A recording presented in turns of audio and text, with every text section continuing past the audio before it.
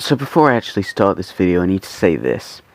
I know that I made a whole video saying that I stopped watching Star Wars, and I know that somebody's gonna mention it.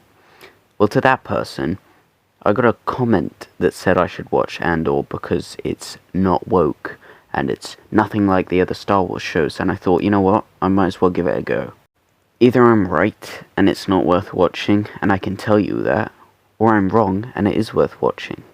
So anyway, yes, I've watched the show, and now I'm going to give my review of it. So the thing about this show is that a lot of it is boring. In the first few episodes, Andor gets these flashbacks to some random tribe that he was a part of. These flashbacks were utterly useless.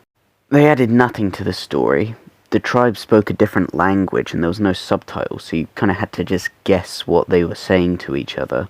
It didn't add anything to any episode ever. When I was watching the show, there was never a point where I thought, wow, that happened because he was in a tribe.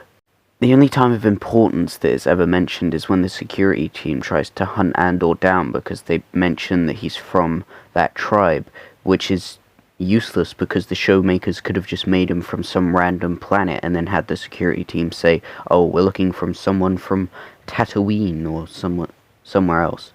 So the whole tribe nonsense was unnecessary and it didn't add anything to the story.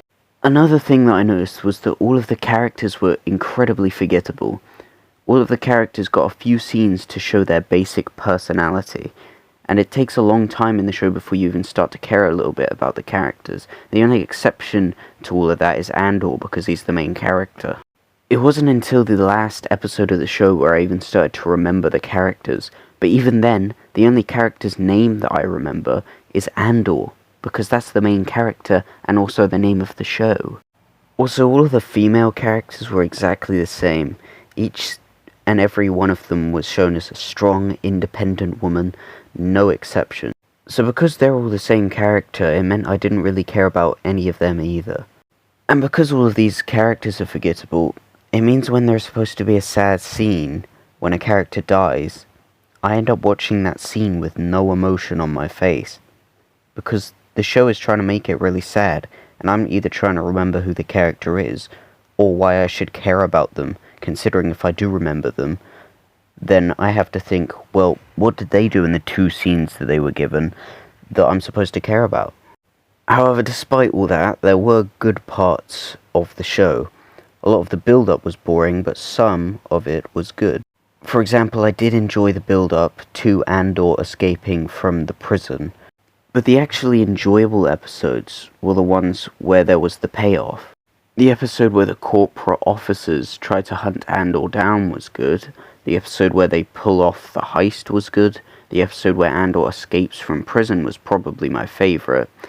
And the last episode was alright as well. The show certainly gets better the more you watch, which is not the best way to make a show, because if I wasn't going to review Andor, and I had for whatever reason started watching, then I probably would have stopped watching it after about episode 3. But there was certainly good parts. And that about sums up my review of Andor, though I will note that even if the show was amazing, it probably still isn't even worth watching. I don't think that Disney should profit off of Star Wars after what they have done to it. But that'll be all for this video, so like, subscribe, and I'll see you in the next video.